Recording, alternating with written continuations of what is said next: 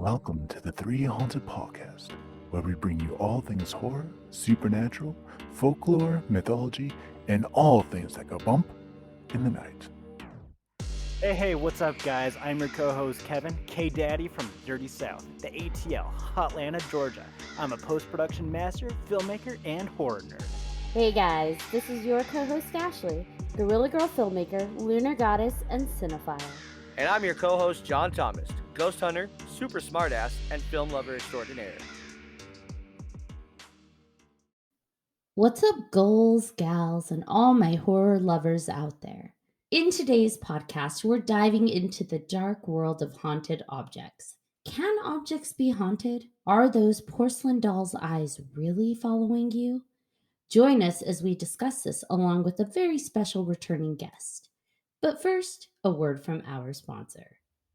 Cinematic, captivating, terrifying, and intense. Trap 2021 will return live May 21st through the 23rd. New categories, new prizes, and still no entry fee. Visit trapfilmfestival.com for more information. All right, and welcome back, everybody. Like Ashley said, we have a very special returning guest. It is Luana. How you doing tonight? I'm doing good. Thanks for inviting me back. I appreciate it. Heck yeah, anything haunted, we have to bring you back. I love it. As you can tell, you're becoming like one of our favorite people to have on. We're just like, okay, so what topic should we talk about so that we could have her back on? I love that. There's so many topics to explore in the paranormal, so. Heck yeah. Today's topic is, haunted objects. And people hear that and they're just like, what does that even mean? Like, because we're not talking about haunted houses here. That's a completely different beast. So what do you guys know about haunted objects? Like, what's your exposure to that? Well, I mean, I think I can't really speak for everybody, but I mean, obviously Annabelle's one of the first ones. She's one of the more famous ones, actually, but yeah. Yeah, I was going to say Annabelle is the first one that comes to mind, not only just from from all the Conjuring movies and Warren films that are coming out right now, but just, back when I was doing a lot of the stuff with CSI, like doing research on paranormal and whatnot, Annabelle was always one of the first ones that would pop up. Yeah, for me, I think it's a lot of, obviously, like you guys already pinpointed, Annabelle is like a very famous one. I also think about there's pretty much like almost a business out there on eBay if you ever look at haunted items that people are trying to sell. And I don't know the legitimacy, obviously, of all of those items, but I've never actually experienced something like in my house that I bought that I thought would be haunted. But I've had some clients and some other people that have told me stories about things that they've had that carried hauntings. So, as we look at, are things attached or entities attached to homes and grounds, I mean, it makes logical sense that there could be objects that they attach to as well. I actually think the first time I ever kind of was introduced to that idea of like a haunted object was actually through Chucky. So as a kid, I watched Chucky and, you've got a spirit in a doll. That was pretty interesting.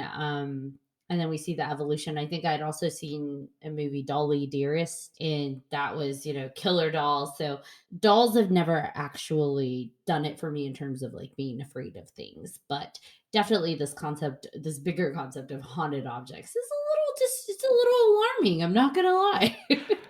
So just while we're talking about the dolls, I actually have a headless porcelain doll in my room. Don't know why, bought it, loved it. I was going to say, and why is it headless? I may or may not have taken the head off. Ladies and gentlemen, that creepy kid from Toy Story grew up to be Kevin. Yeah, the one who just like dismembers dolls. Sid, yeah. Yes. Sid, yeah. I am not Sid. Have any of you ever personally experienced a haunted object? Like, even if it was not in your own home, but just like on a ghost investigation or something like that. Have you experienced one? I have. It wasn't actually on an investigation. I was staying at my cousin's house. We were probably, I don't know, I was always over there. It was sometime between 13 years old and probably 16, 17. And she had these little porcelain clowns. And I swear to God, those things got up and walked and moved from the spots. We were sitting in the room just watching TV, and all of a sudden, out of the corner of your eye, you'd see one little doo-doo, and then as soon as you looked, it would stop. And it wasn't in the spot that it was.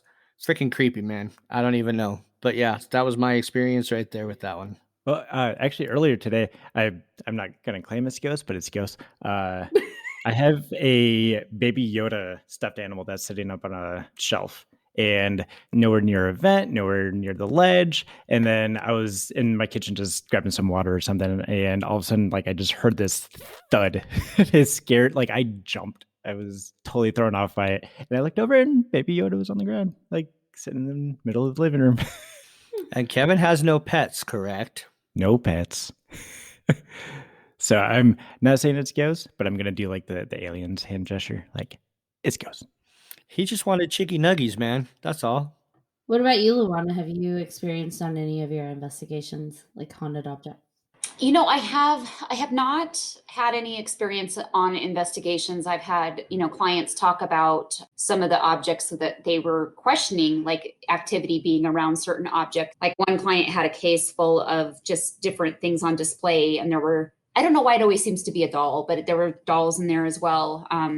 That they speculated maybe there was something tied to that, but nothing that I've actually experienced on site during an investigation. Just, as we talk about things that seem haunted, when I was a little girl, my cousin had this doll. I was staying the night at her house. And again, this is I was very little at the time. I can tell you, I don't know if it was my imagination or, my gut told me it was not a good feeling. That's all I know from my age. But I had this doll that I wanted to sleep with. I was like, this is a really cute doll. And it was like a little Eskimo doll. It had Eskimo furs. And I just remember falling asleep, and this doll, when I woke up, it was just such a frightful experience. But this doll actually had the crying sound, it actually cried. I think the doll was made to do that, but it would not stop in the middle of the night. And it was really creepy. And I remember I had to get rid of the doll. I had to put it in, she had this little,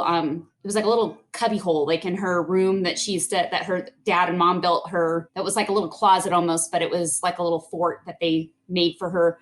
And I had to crawl over and put the doll in there because it just, all night long, I'd wake up and this thing would be crying, and it was near me, but it was just weird and eerie. So that was about the most, the extent of my haunted items that I would say could be. I don't know for sure, again, if that was just more imagination, but I know that as a kid, it was terrifying.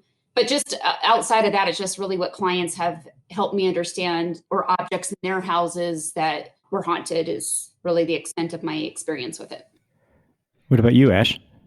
Well, sometimes I wonder if the reports that people talk about on objects being haunted, I wonder if the object is actually haunted itself, or if they're experiencing a larger haunting that's just happening to impact objects. Because I know in my own personal history, I don't know if I've ever experienced an object or encountered an object that was haunted, but I've experienced weird occurrences around things, the same item, but I do believe the house itself was maybe haunted and not the item, if that makes sense.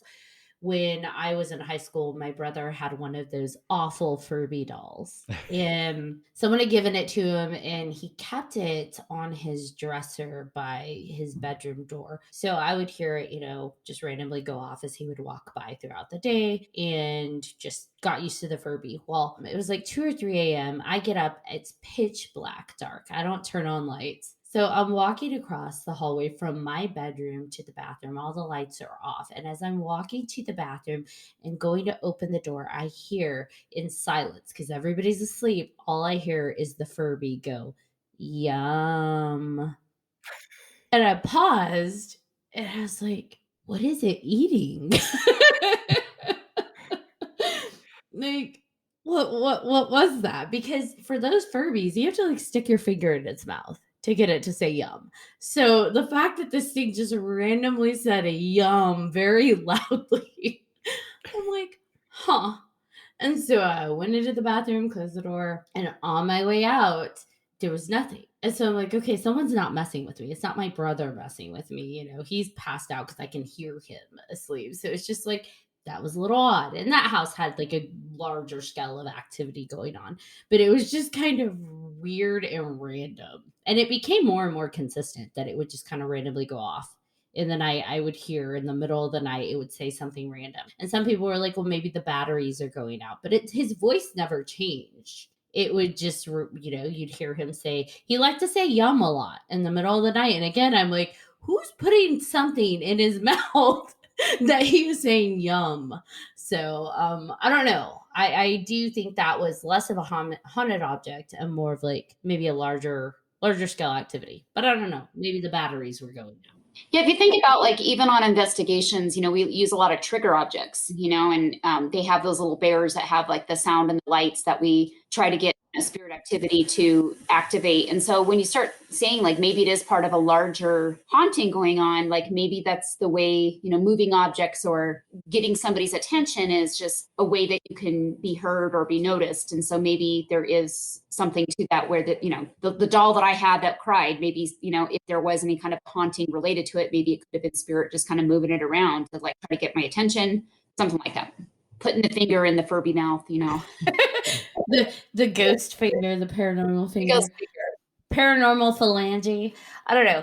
I will say though, after Emma was born, my mom actually got secondhand, and I don't remember where she got it, but she got one of those Melissa and Doug pianos for little kids, and so they're like tiny, and it was an older one, and she had gotten it for the kiddos to use as they were getting older because it's for toddlers. And I know after we got that in our house, stuff just started to feel really off. And I would randomly hear like a door close or a door open. And then I'd look around and there's like, oh, the doors are exactly where they were. And I know just things felt energetically off, like that, the vibe of your house, the room tone of your own home. And so when it shifts, it's like, something's not right here.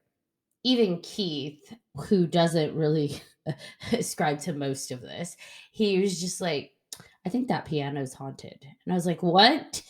You don't think that things get haunted? And he's like, I think I'm just saying, I think that piano's haunted.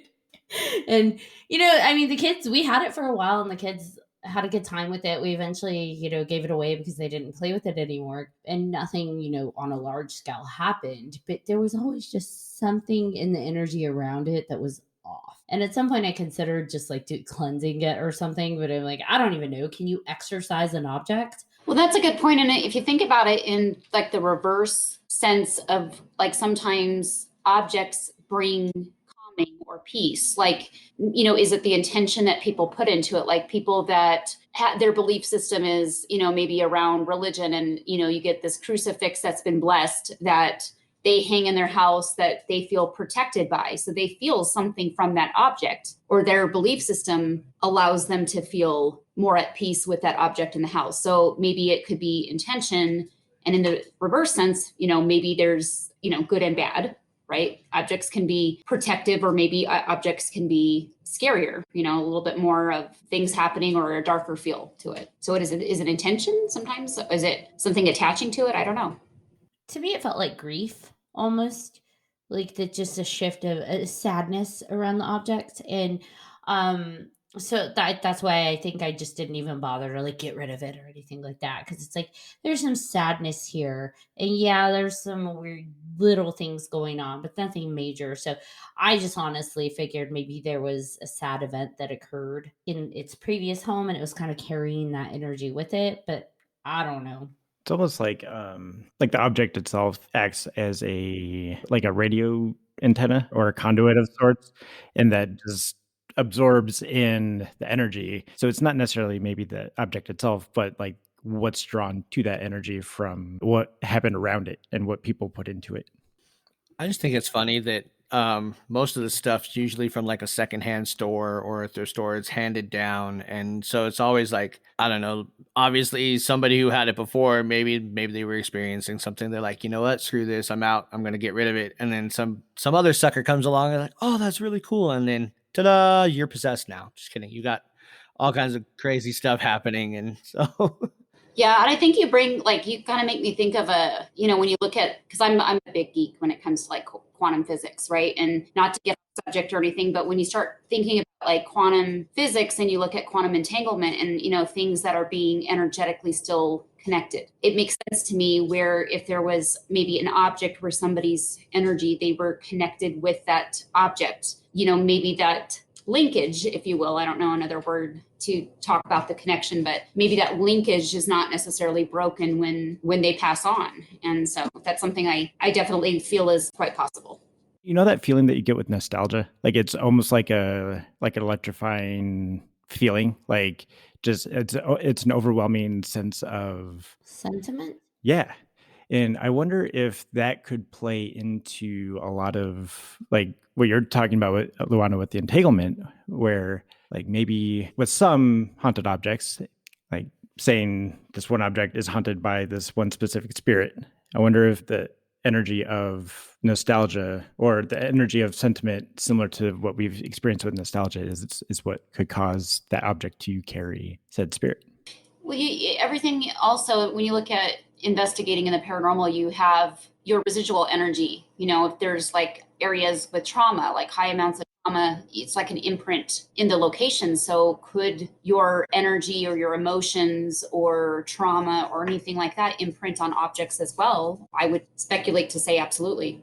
So I was thinking about what you said, Kevin, about the nostalgia and sentiment and that tying into objects. And, I think exploring that just a little further, when we look at traditionally haunted objects, you don't typically find objects that people can't form connections to, which is why I think that we do find haunted objects that are in the form of like teddy bears and dolls. And like Luana mentioned, a compass. And I had seen something online about like a mirror that this girl's dad had given her, and it meant the world to her. And so when she passed, they claimed that she haunted this mirror. And so it's like there is something to that idea of things that are sentimental to us are things that tend to be haunted. And the question that I push even further into that and I challenge into exploring that is why, the why behind that, why sentimental objects, why nostalgic. And at least what my mind comes up with is that like with the objects that are sentimental to us, we hold on to those, right? We hold them. Mhm. And they are almost a grounding object for us, right? We hold it when we're anxious, when we're sad, when we're depressed, when we're feeling a lot of intense emotions.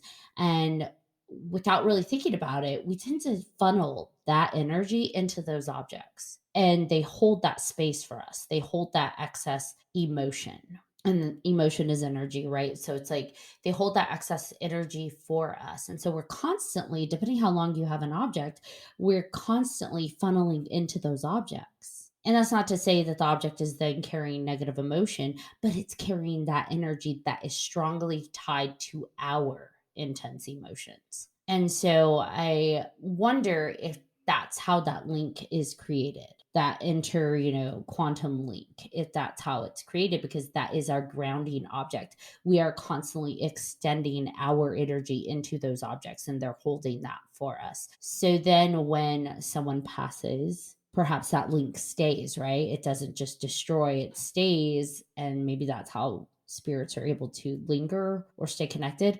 Or even if the spirit doesn't linger, maybe that's why some objects continue to carry that energy, right? They carry that awkward sense of grief or sadness or something feels off. I don't know. Almost like the object is charged. Yes. When I was doing some research on some of the most haunted objects, I came across an actual set of, well, not a set, but I guess bunk beds that these parents had bought in the 80s for their 2 kids. And as soon as they brought the bunk beds home, their son, who never really got sick, he fell ill really quick. The daughter started claiming that she saw a witch standing over her and she was on the bottom bunk. They also had seen like doors were moving, lights turning on and off, and all the stuff stopped happening after they destroyed the beds. And they dealt with it for like 9 months. And then they're like, no, let's just destroy the beds. And then everything was fine. So it's weird that bunk beds, of all things, would be haunted. One of my old babysitters for my kids, she actually told me a story, and this is long before I was even a paranormal investigator, of her son who had, he was like walking down the street in his neighborhood and passed by this box of like old photographs and titles. It was like property titles. And they were all old, like antique kind of stuff, like 1800s kind of titles and stuff. And so he thought it was really cool. And he was like, they were just sitting out in the trash. And so of course he picked it up and took it home, like thought it was neat stuff to have. And shortly after he brought it home, now my babysitter claims that she saw this with her own eyes, that things started happening and they actually saw like an entire family like manifest, like when it was just like a very dark feeling. But this family, what she describes is that they couldn't hear them. They could see them and as if they were trying to communicate, but they were like, I don't know if it was like dimensional thing, but it was so intense. And they finally had to get rid of these pictures and photographs because it was scary for them. But they said it was like an entire family that appeared before them. And the son started noticing it like a couple days after he brought these items home. And then my old babysitter went over and saw it with her own eyes. And it was very bizarre. So that was one of the stories I've had of somebody that has experienced it. I guess it explains why it was probably sitting out on the curb. Somebody else probably experienced maybe something like that and decided to get rid of it. But right. I mean, one's okay, kind of, but you get a whole family. No, thanks.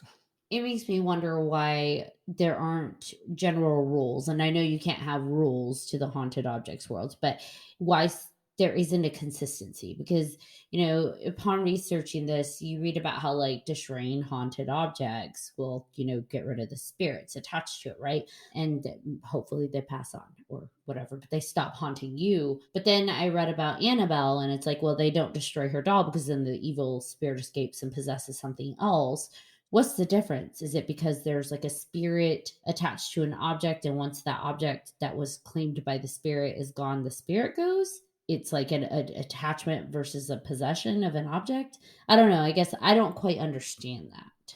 I don't understand it either. And I don't know, like I said, if it's what each person is experiencing is something that energetically they feel, like empaths. I was thinking about the bed, John, when you were saying the bunk bed that they brought home, like I can see if somebody was really sensitive, maybe or intuitive, right? They're kind of interchangeable terms, but maybe they felt sick when they laid in it, whether they physically were getting sick or not. Maybe they felt that impression. So maybe they felt that energetic residual energy that was attached to that item. When you start looking at like things happening, like Kevin's Yoda doll coming off, like moving or something, like is then something moving that. So is there actually an intelligence associated with that item, or is it the imprint that it still carries based on other factors, like again, trauma, or like, as you were saying, Ashley, like when we attach to something, like we emotionally are connected to it in some way, does that imprint stay, and do other people pick up on it and tap into it?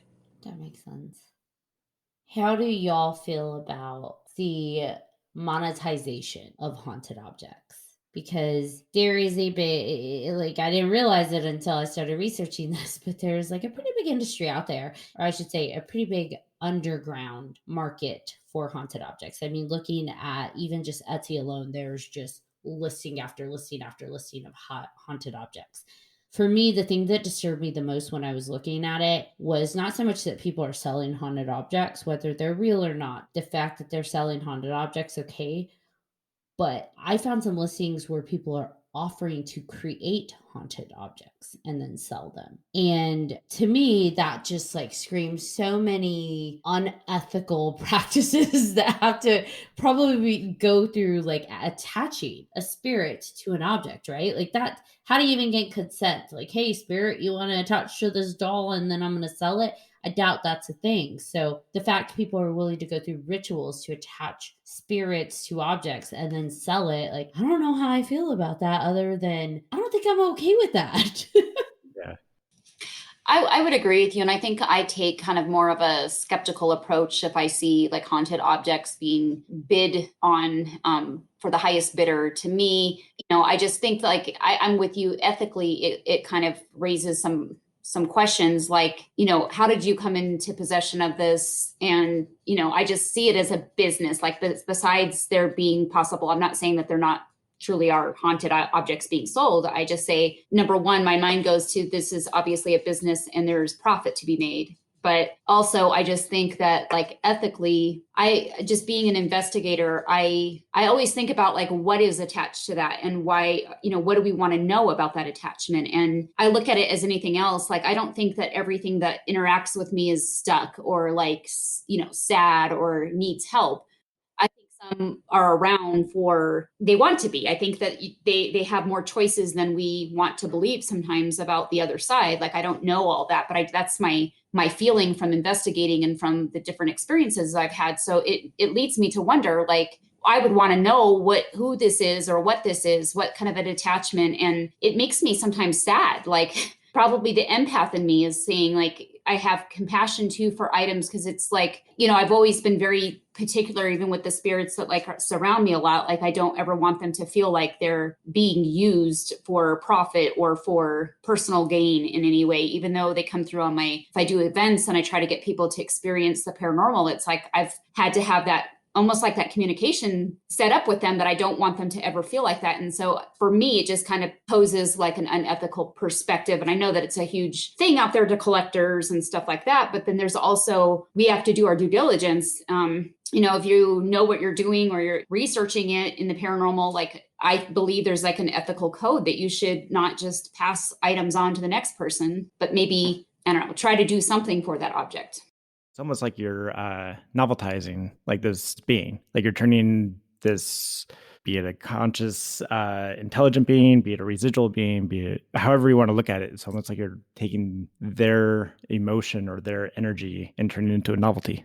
If there's true intelligence behind it, like, that's kind of where I feel like ethically it might be wrong. Now, if it is truly just an imprint, then is it unethical? Maybe that's just something you want to get rid of, and you like, I got to get rid of it. I got to get it out of my house. Somebody else take it.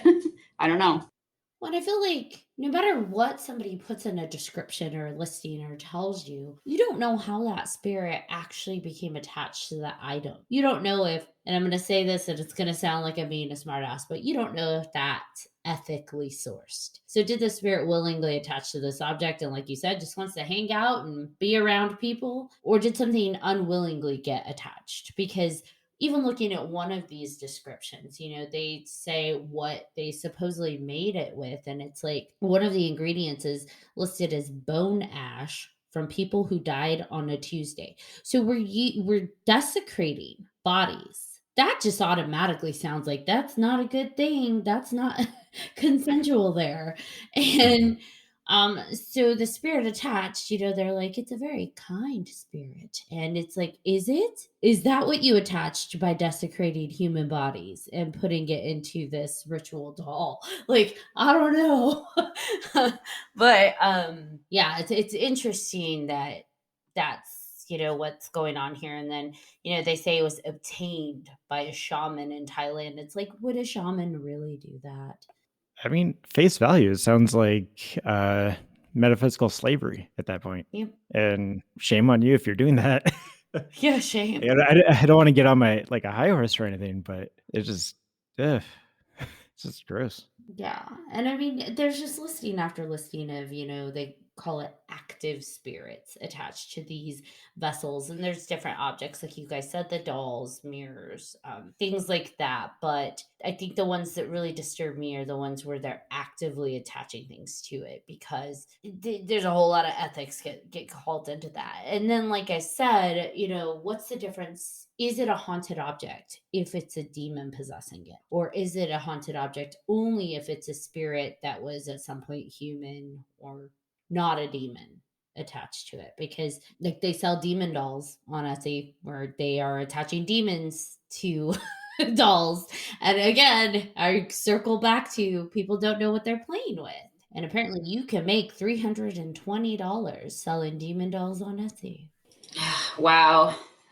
Yeah, my neighbor had told me a story. She used to live right next door to the house I grew up in. And I think on previous shows, I've talked about some of the things that we experienced in our house. And, she's still somebody that I keep in contact with as an adult. She told me just a few years ago when I was talking to her, she was saying that, there's some things that happened in her house on that street as well, and that she had a lot of activity. And granted, our houses were built over some like coal mines. And so we always kind of chalk things up to, maybe that had something to do with some of the activities. And I didn't realize, like, you don't go door to door asking if people have activity typically. So you don't really know who in your neighborhood might have activity like you do. So that was something that I was like really intrigued to find out as an adult, because I never knew as a kid that she was also having experiences in her house. But one of the things that she did tell me is that when her son was little, she went to redecorate his bedroom, and she decided to go look for these some new artwork and stuff for his room. And he was really into planes at the time. She said she found these like framed, I don't know if they were at like some kind of a flea market or something, but they were framed pictures of airplanes. And she thought that that would be something really, neat to have in his room. So she bought these framed up pictures and brought them home. And when she put them in the room, she noticed that like within the next couple of days, energetically, the room like shifted, and her son started encountering nightmares. He started waking up in the middle of the night crying. And he kept saying that he was seeing a pilot, like and I think like he was younger, but he knew what a pilot was. So he was trying to describe to her that the pilot was pointing to the picture. And anyway, she ended up trying to go into his room one night because he was crying. She was downstairs. She made it to the top of the stairs and to the end of the hallway where his bedroom was. And she said it was like almost like an energetic boundary. Like she describes like not being able to just go through the door. The energy was so strong. She said every hair on her body was like sticking up, and she was trying to get to her son because her son was in the room crying.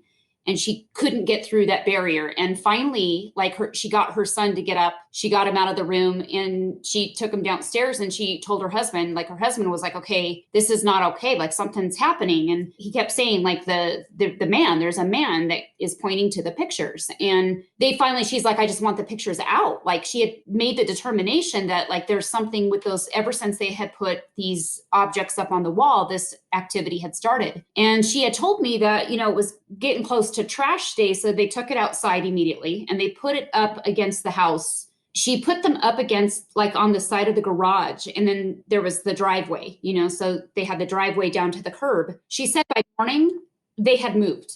Like they were down close to the edge of the driveway. Like she didn't know. She's like, there's no way the wind could have carried that easily, at least.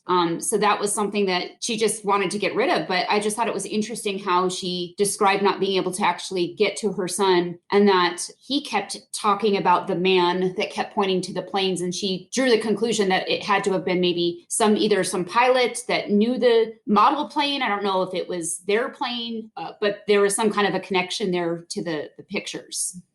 Yeah, she got those secondhand, and here we circle back to thrift shops. And I'm not saying thrift shops shouldn't exist, but kind of like what we were talking about with what we're finding on, the internet with what you can buy and what links people are willing to go through to haunt objects and sell. It makes you wonder what you're stumbling across in thrift stores. You don't know the history. So it's like, wow, this mask looks really cool and it's an antique. May have a demon attached to it because someone put it in there to sell on Etsy 10 years ago. I don't know. I just think for me, I've always had probably an abnormal concern when it comes to that. So like I love going to antique stores and thrift shops and looking at things and just, wow, that looks so cool. It's like history. It is history, but there is a part of me that is reserved and says, I don't know the exact history of these objects. I don't know what I'm potentially bringing into my home. And by being afraid of that, or having that fear, am I then also pulling that in? Because I think some people are kind of buffers to the paranormal and buffers to that kind of activity. So they can get stuff like that may have had an object, a spirit attached to an object, and never experience any of that because they buffer it so well. But for me, it's like, because I have that concern and that fear, am I then, that door is open? So the spirits are like, heck yeah, hello, Ashley.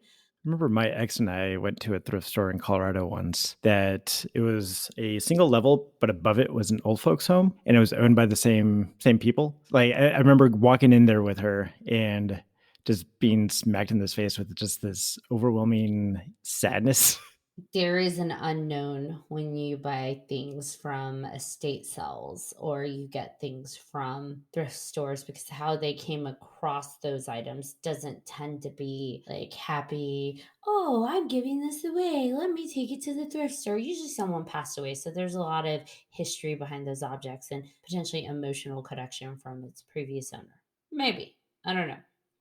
I have a question for you, Luana, because you're a paranormal investigator.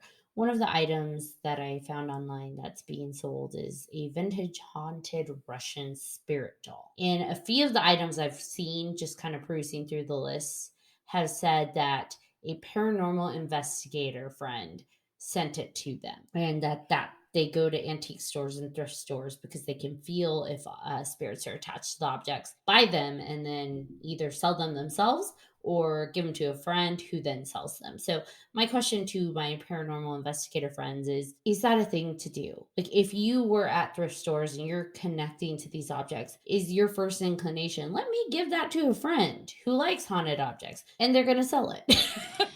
Personally, for me, I would say no. I go back to recognizing that a lot of the cases I've worked for, residential cases and things of that nature, usually people are scared when they experience activity, and trying to coexist sometimes with hauntings is not easy. And so I think as a paranormal investigator, when you've truly done your part to understand hauntings and to understand, I feel like it's more of a calling for me to help people that experience these hauntings to understand, can they coexist with what's there? I wouldn't want to put anybody in a situation where they're now using that to subject other people to hauntings. I don't know. I just feel like, I think it's great if you have like a hobby, but I think if your hobby is to find collected, or haunted objects, then you need to like get in touch and figure out, like, if you're experiencing hauntings and that's why you're fascinated with it, then go do your research and go to your shops and find objects. But I can't imagine if you're just passing them along and selling them to make a profit. Again, I feel like that's negligent in the field. It's my opinion. Just to piggyback on that, I remember reading about a traveling mini haunted museum. And there's also other like brick and mortar haunted museums as well that showcase various items and various artifacts or things that claim to have attachments to it. How do you feel about that? I think that the question I guess I would is how are you getting these objects? And if like, let's say you look at the Warrens, didn't the Warrens have objects that they collected from different cases, and they needed to do something with those items as they tried to resolve activity? And so I think that if you're collecting them for that reason, to get them out of the hands of people that wouldn't do well with those hauntings, I guess the question becomes, what do you do with them? Do you destroy them? How do you destroy them? So I can see that there comes a point where somebody has items that they're acquiring. To your point, if you've got items and you don't want to keep them and you're not going to destroy them, pass them along to people that do. And we do have a curious nature as humans. So in that traveling museum, obviously that's going to draw attention to people who are kind of like, ooh, it's haunted. It's just another version of a haunted house, right? They hear haunted objects. It's a haunted house. Mm-hmm. Man, that's a hard one because it's still monetizing and exploiting spirits, dead people. I mean, let's just call it what it is. Spirits are dead people that we know of, right? And so haunted objects, if they are haunted by spirits, we're exploiting deceased individuals. And I don't know how I feel about that. I don't think I feel too good about that. But in the same token, what do you do with these objects that are already haunted? My concern is when it becomes such a commodity that people start intentionally haunting objects. When the ethics become, okay, I came across a haunted object and I made a haunted object. I desecrated a grave. I desecrated these bodies. And now I'm making money off of that. Like, that's kind of I feel like that's where it could become a slippery slope if it becomes a more intense commodity. And I worry that that's a potential as, our mainstream pop culture embraces horror more and haunted things and that thrill of being afraid more. That could be a thing. And are we really looking at it from the perspective of whoever is intentionally trying to haunt these objects, I mean, how would they feel if that was their mother or their brother or their son or their daughter? Like, would they be okay if somebody else did that to their their deceased relatives? Again, you have to, maybe they're shielding themselves from, these were once living individuals, and I'm using, human remains or skull or bone fragments or whatever it might be. But I think there's a problem with that. I think there's some ethical things with not really understanding like that was a living person. Some of these items in their listings that I've seen, these very big items that are being circulated on the internet that I've been able to take a look at, they do mention, that they've used spirit boxes and pendulums to work with these. And a lot of them actually seem to use spirit boxes to talk to the spirits attached to them. And they encourage people that are buying them to use spirit boxes to continue communicating with these items. So to me, some of the listings do sound like they do genuinely care and have connected to these spirits. Why they're giving it away or selling it, I don't know. But I have read that it's like, oh, this spirit, Billie Jean, is very sweet and kind. And they give like a full history of them. And then they're like, but they really need a companion and someone who will give them attention. So I would recommend buying this if you plan to use a spirit box to talk to them and continue to give them attention. So I don't know if that's just a way to sell it to make it sound like they're carrying, if it's a selling point, but that was interesting. One, because after talking to you guys, the fact that I even know what a spirit box is, that's just exciting. I was like, oh, I know that word.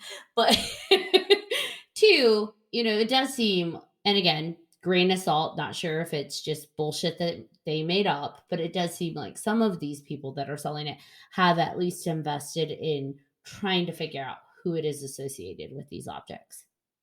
That's interesting. I mean, because there's a lot of perspectives too with the spirit box and using spirit box. Some of the other shows I've been on, we've had conversation about, like, when you look at, Ouija boards and using a Ouija board. I mean, because I kind of look at them almost the same, where your intention to communicate with spirit is using a Ouija board versus your spirit box. And so, you're not using your body to have the spirit come through and communicate, where in the case of like the Ouija board, where, your spirit box is also, though, like a beacon is calling out. So it kind of, again, like, do people understand that when they get into using the tools? Like, do they, if they just read, okay, I got to get a spirit box, hopefully they know what they're doing. Because like there's caution that I also have with people. Like, I don't really turn mine on in my house. Like, it's just not something I invite into my personal space. I reserve that for my investigations. And when I'm in locations where I know that the client is saying this is active and I need help, and I turn it on so that I can hear whatever's there and try to work to resolve that. But I kind of also think people should hopefully educate themselves on what they're actually doing with those tools before they just turn them on and use them. I've always said it's like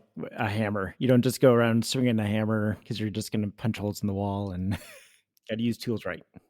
Challenging myself. I think about, okay, I'm not feeling this idea of monetizing off of and exploiting haunted objects. But in that same vein, does that then mean that I have a problem with all of the hotels that do ghost tours and all of the paranormal investigative events? Is that exploiting spirits and ghosts? And so it's like, well, maybe it's not. Maybe I'm being a little too hard on this idea of selling haunted objects and, I guess, monetizing off of it. Because at the base of it, if someone was murdering people to create a haunted house to then sell admission tickets to, yeah, that would be not cool. But I guess if you're trying to educate people and trying to just invite and show what's already there, then maybe it's not so bad. I don't know.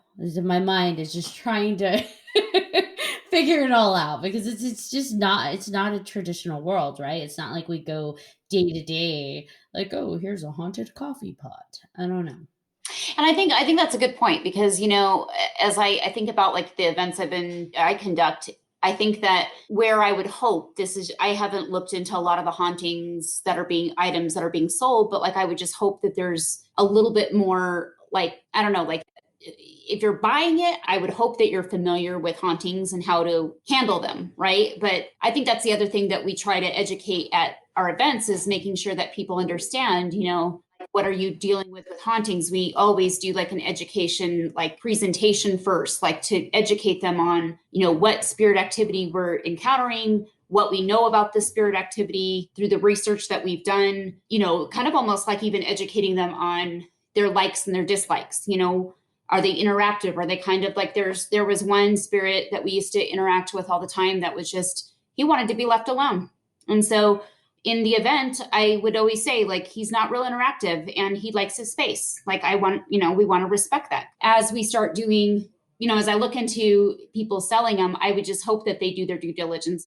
I get people need to make a profit on certain things if that's their livelihood, if that's really truly their job. I don't want to, again, judgment. I've already given my opinions on what I think is ethical and what I think is unethical. I really can't get on board with people intentionally haunting items. But I would just hope that there's just a due diligence on both the buyer's part and the seller's part of what they're educating the next on. That somebody just that thinks it's cool, because I see that a lot with the paranormal and people that have come to the events, is it's like, oh, I just want to go in there and I just want to be like Zach. I want to get this activity and I want to, and it's like, it's really not like that. Like, you got to, let's have some like guidelines and boundaries and stuff. So hopefully that's all I would say, is that there's some due diligence on both parties. Yeah, I'm with you. And I think that's what that boils down to, is respect. And a piece that you mentioned really I connect to is this educational piece. I think that's why I'm not as thrown off by this haunted circus or haunted museum that you were talking about. It's still a space of education, right? People are able to come in and they experience whatever it is they're experiencing. They learn about the items that they're going to learn about, and then they leave. They go home. They don't bring it home with them, hopefully. I don't know. Hauntings jump from objects to people. Maybe it went from the doll to your keys. But I will say that I think the part that kind of continues to rub me on the wrong way just a little bit is this idea that the seller doesn't know. You can go off of what you learned on the spirit box, but at the end of the day, unless you put the spirit there, you don't know how that became haunted. You don't know the complete history behind it. So when you're passing it along, you're kind of liable if something goes wrong, right? To some extent, at least on like a spiritual level. That's funny. Like, what you passed on, if something goes wrong or something happens, you pass that on and sold it. And when you sell something, you're kind of taking partial responsibility for what you're passing along, right? So it's like, you sold this item to somebody, so if something happens and you knew it was haunted, like, that's partially on you, at least in my opinion, but also on the buyer, because when you're buying things, you don't know how it got haunted. You don't know the full story behind it. And like you said, a lot of people just want the thrill of having a haunted object. I think it's cool because scary is in right now. Supernatural is in. And man, you don't know what you're allowing into your home when you, other than like a description, a 4-word description that says, this is a nice little 9-year-old kid who really just wants a friend to play with. Like, what was Annabelle disguising as? Yeah. And then, I guess I'm kind of like probably more emotionally charged with that concept, just because usually the people they call when they start experiencing hauntings, I get to go in and like try to sort through it and be like, what were you thinking? Or, I'm sorry, did you do any research? What were you thinking? What were you thinking? Why did you buy this off of Etsy? John's just shaking his head.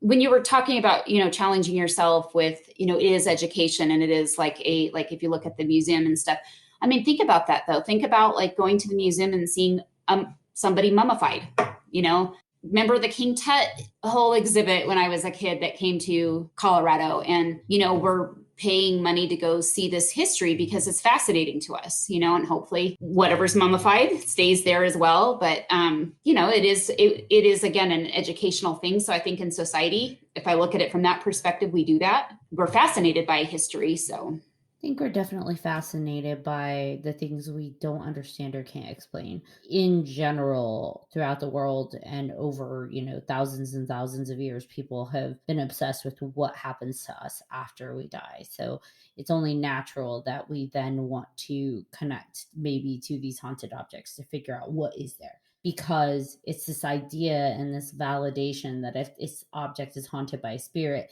that means that our spirit doesn't die. It doesn't just disappear. when we go. So I understand this idea, at least from that perspective of maybe having a curiosity of haunted objects. I like my haunted objects to be ethically sourced. I mean, I guess it depends what I'm utilizing it for, because apparently some of these are promising like money and prosperity. So I doubt that's ethically sourced. Hey, now you got a point though. If I buy that and prosperity doesn't flow to me, are they liable? Refund. No returns, no exchanges, no refunds. Itty bitty fine print. Realistically, we've talked about Annabelle, and Annabelle's supposed to be possessed by a demon. So if we're going on Etsy and people are selling demon dolls, like essentially we're talking about people are trying to make Annabelles, many, many, many Annabelles, and sell them out. And does that not concern anybody? Lots of Annabelles just running around the world. And I think that, with that, you start looking at some of the television shows that have really brought to light, like, oh, this is a demonic entity. This is dark stuff. And, people are fascinated by that. But I went to a lecture one time with a guy that was actually a demonologist. I don't know, John, if you were with me at that seminar. It is truly like I've had people in the field say like they're demonologists, and unless you really truly understand what a demonologist does in like at least the Catholic religion, that's not something you just sign up and do. Like it is a lengthy, involved process to become a true demonologist. And so I'm very skeptical when people are like, oh yeah, I'm a demonologist, or I do this demonologist stuff. People act like it's something common, and it's really not. And it's something that I would never want to mess around with if that truly is true demon activity. You don't mess around with that stuff. It's not just like you go in and you cleanse your house and you're good. You know what I mean? Like probably going on a tangent, but I'm just saying that I think it's really I think it's really negligent to be putting advertising like little demon dolls. I don't know. Yeah, I'm with you. I say Kevin buys one. I'll buy the love spell. How about that? I'll backtrack a little bit. Yeah. He's like, on second thought, I will do the love spell. Too late. I already did it. You suck. Ha. It hasn't worked, by the way, so. Well, and to your point, Luana, with the demon dolls and demonology, like people that are doing this, like you said, are not likely going through the full process of what it entails. If one can even fully know the demon world, the demonic, right? But most people, get their hands on like the keys of Solomon, think that they can do some of these rituals, put them in a person, a child, an object, and they're good. First of all, probably not going to work out well for the practitioner, but let's say you successfully do that. You really don't know what you're playing with, the full extent and the rules and the boundaries, because at the end of the day, there probably are no rules. People construct rules. Well, demons can't do this and they won't be able to do that. Like, how do you know that? Because you watched Annabelle? Yeah, I think it's again, when I say due diligence, I think it's like people should really understand what they're getting into. If they are okay with, do your education, do your research, and look up what a true demonologist. There's information out there, but when you have a demonologist that's telling you part of my role in that process is to just stay on one arm of a 10-year-old girl who has more power. We have 3 grown adults trying to hold this person down while they're doing an exorcism, which is not something that you just do like that. You know what I mean? It's not like you just go around, performing exorcisms, but this can be a multiple, like the long hours that you're doing this. And if your job is just to even hold one arm because of the strength of that demon that has possessed that person, I think that you should just be educated to know, like, if you're messing around with that kind of stuff, that you're okay with it. Like you're okay with it and finding the right resources when you need help. Because paranormal investigators, if I hear like, hey, I think I have demon activity, I'm not qualified. I'll tell them that I'm not qualified to come in and try to communicate with that. I want no part in that. If it's truly spirit activity, there's a difference, and I think I can help in that. But that's a whole other world when you start looking at demonology. Because most people have never experienced a demon head-on or a ghost head-on. When they experience any kind of activity in their home, wouldn't they just naturally associate it with ghosts? So how do you determine whether it's like demonic or ghost without actually going to the house in advance? Yeah, I'm looking at like, what is it doing? Is it like, for example, mimicking? If it's mimicking your kid, that typically, in my opinion, is not truly like usually what spirit activity will do. So when it gets into mimicking, when it gets into certain smells, foul smells, or the behavior of somebody in the house is really not themselves, like they have not been themselves. If it's like early stages of what we would call oppression, that's kind of where I would say, okay, I don't believe that spirit activity. So I kind of like always interview people when they claim that there's like demonic activity. I'll always ask them, like, what are the things that are happening? Are there any smells? Are there, any odd behavior, so that I can kind of try to decipher if I'm thinking it's something that is spirit was human or if it was non-human. How would we determine, since we know that let's classify it, right? So we're going to classify there's objects that are haunted, which are spirits that are attached to objects. But then there are objects that are possessed, which spirits shouldn't be able to do. So that would be more on like the demonic end, right? So how would we then know which is which? That's a really good question. And that's something that I think would be really difficult to determine. Like if things are just moving in your house, can you say, okay, that's some kind of activity? I don't know if that's demonic activity. I don't know if it's spirit activity. I kind of go back to like, even though I know that there was a lot of Hollywoodized parts of the movie, like The Conjuring, part of what they also experienced were smells, or, have you been physically attacked? Like, is there something like physical that has happened? Because like having done some podcasts with Andrea Perrin, who was actually one of the girls that grew up in the Conjuring home, she was saying that there were things too that like physically what was happening to people in her house with that activity. So maybe spirits will touch you or things like that when it starts getting into really violent activities that are happening. You're being thrown down a hallway. I'm going to venture to say that's probably not spirit activity. That's probably demonic activity. The strength that entity has is probably going to be that much more powerful when you're working with demons. But again, until you get in and start really know what you're working with, it's a risk that, investigators have when they investigate. That's why we try to do our best to really screen and get the right resources involved. And I always struggled with finding qualified demonologists like in Colorado that I could dispatch to those cases. I had one resource that, was pretty experienced that I would go to that I felt was kind of more qualified, but truly like you just have to try to screen everything and figure out like, are you being physically attacked? Are there certain smells that you have? Is this particularly negative? Is it mimicking people in your household? Because those are things I would not associate with normal spirit activity. I mean, do you guys agree with kind of how I would screen things? Because I mean, if you guys have a difference of opinion too with what you would look for with activity or, reported, when somebody's reporting hauntings. No, I definitely agree with everything that you said. That's how I would do it. Absolutely. I mean, it's just like really any other field. Like if you go to a doctor because you're experiencing certain symptoms and they start realizing that there's more than, say, a general practitioner could work, they're going to hand you off to like a cardiologist or a urologist or whatever. Somebody that's more specialized in certain areas that they may not have the expertise to work with. So no, I would agree with you. I'm not a paranormal investigator, but it sounds logical to me. Like that all makes sense. We're going to make you one, Ashley. Haha. No, thank you.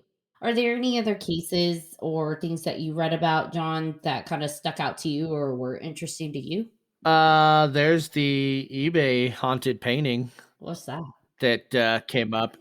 So in 2000, some guy bought a painting called The Hands Resist Him. And the painting features a boy and like a creepy doll standing in front of a glass door. It was painted in 1972 and bought by a Hollywood actor back then. And then years later, it was bought by a California couple on eBay. And it came with a warning that said that the people that had it before would see like the boy come out of the painting and walk around the house or the room, wherever it was. Kids that would look at it would run screaming from the room just because they were all freaked out by it.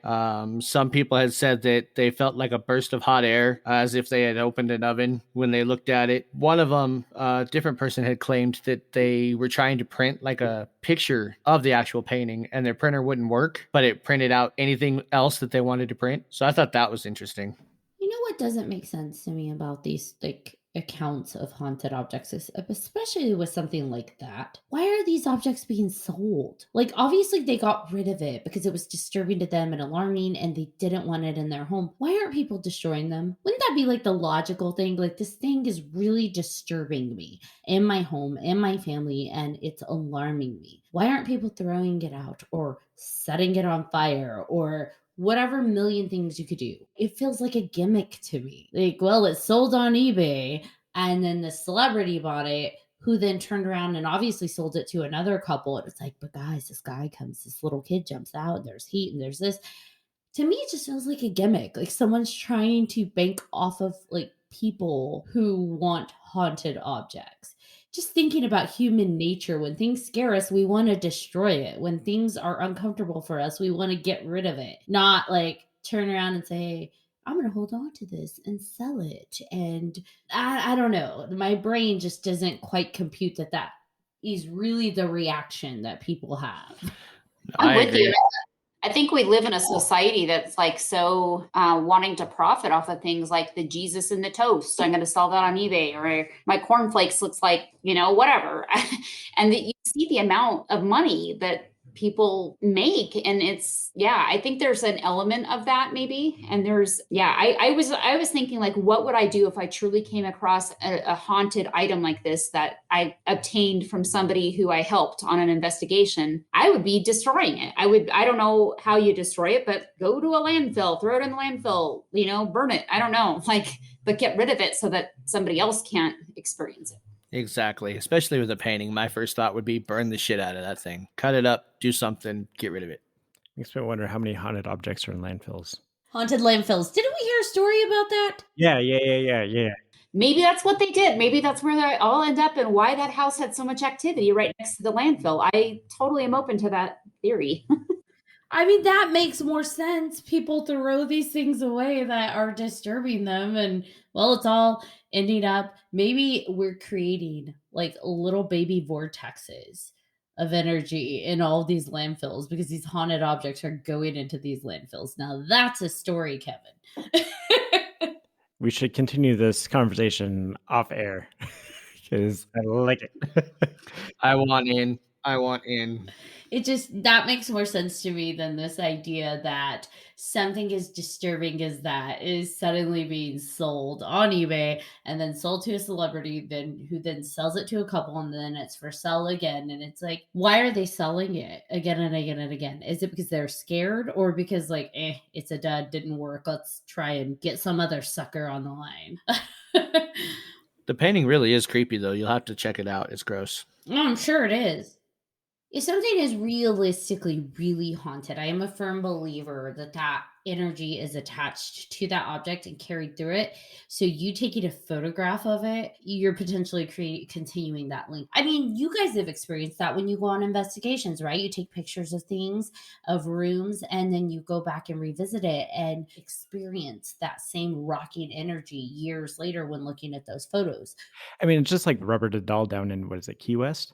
Yes. If you go there and you take a picture of him, you have to ask the doll for permission to take its picture. Robert the Doll actually has a Facebook page too. And yes, I am on his Facebook page.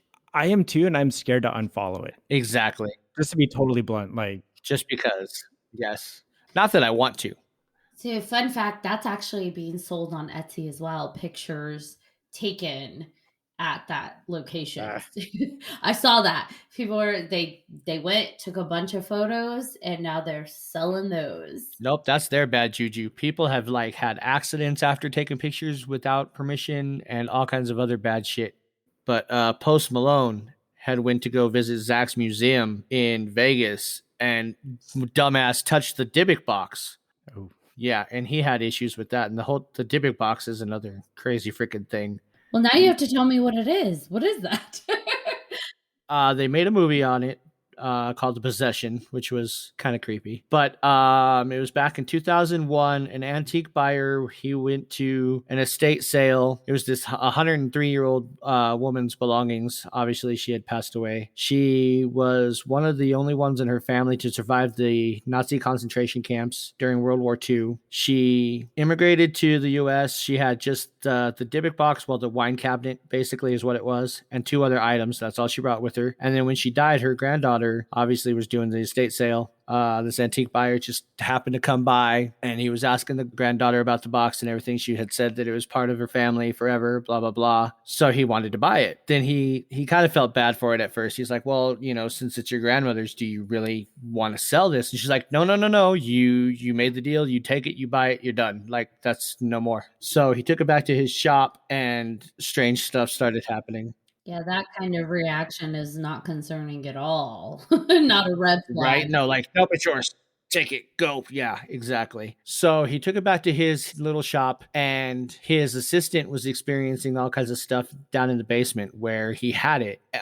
Like lights would turn on and off, typical haunting stuff like that. She told him about that and it freaked him out. So he gave it to his mom as a gift. Here we go again with the whole gifting and redoing stuff. As soon as he gave it to her, she suffered a major stroke. So in the hospital, she spelled out the words hate gift. So he kept trying to give away the box, give away the box, give away the box. Nobody would take it. Or when they took it, they would give it back immediately because people were having all this different stuff happening. Once he got it back, he had recurring nightmares, and anybody in his family that had been around it were having the same nightmares. So finally, he decided something paranormal was going on with it. He started looking it up, trying to get information on it. He fell asleep at his computer. When he woke up, he felt something breathing down his neck and saw this big-ass shadow figure dart out of the room down the hallway. And of course, that's when he decided, hey, I'm going to put it up on eBay. So this guy named Jason Haxton was a curator of a medical museum in Missouri. He bought the box and then later wrote the book that became the Possession movie. So John, am I understanding now that this is in a museum? Zach has it in his museum in Vegas. And what were you saying about somebody touched it? Post Malone, the rapper, he was in there doing an investigation with Zach, and the dumbass touched it while they were in there doing the investigation, and he had all kinds of bad luck after that.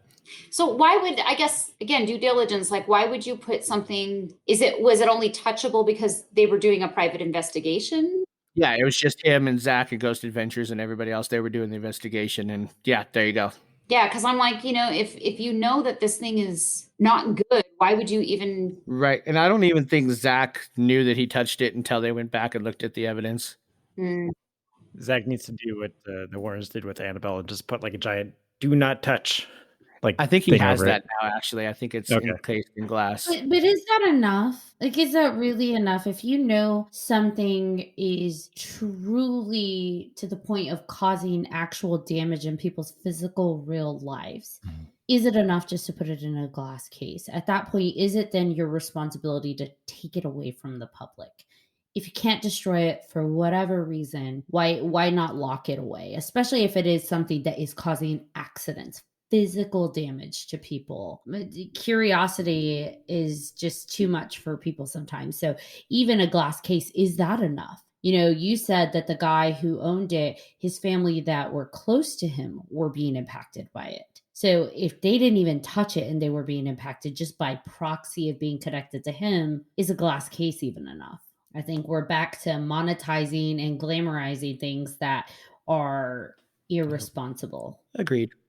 And by we, I mean Zach or whoever it is this person is that has the box. I still want to go to the museum. Just saying. I'm sure you do. Field trip. Let's go. Stay far away from me when you go. No, come on. Let's go. Good. Vegas, baby. Don't buy anything off of Etsy. Just be mindful of things that you've purchased if you don't know its background. Just be mindful. And don't call me if you bought anything that you have hauntings on. I'll take that call. Educate yourself. That's always important, especially when it comes to the supernatural. Educate yourself. And even on a bigger scale, your personal space is your sacred space. So just be mindful of what you are inviting into your personal sacred space, whether it be what you're listening to, what you're watching, or what materials you're buying to bring into your home. Everything is going to have an impact on your energy. So just be mindful and love yourself. Aw, that's my little PSA for the day. And if you have kids, you have to be especially responsible what you bring it into your home, because that affects children more than it does adults. Agreed. Boom. Yes. Just revisit Luana's story about the pilot. It impacts children more than it does adults. So, well, wow, this was a really great conversation. Thank you so much for coming onto the show, Luana. We are definitely going to have you back again and again and again, because we love you and you're amazing. Thank you guys for having me on again. It's always fun talking paranormal with you. Thank you so much, Lou. Heck yeah, man. Thank you. Well, I mean, after talking to all of you, I really do feel like that porcelain head is watching me now. So thank you, everybody, for listening. And thank you again, Luana. It was a great episode. And I am your co-host, Kevin K. Daddy. I'm John Thomas. And I am Ashley, Lunar Goddess. And as always, if you have any questions, comments, episode suggestions, email us at 3hauntedpodcast@gmail.com. And if you haven't done so already, follow us on our social media and hit that follow button. You don't want to miss any more haunted things. Or supernatural, or metaphysical. And P.S., it's aliens. Aliens.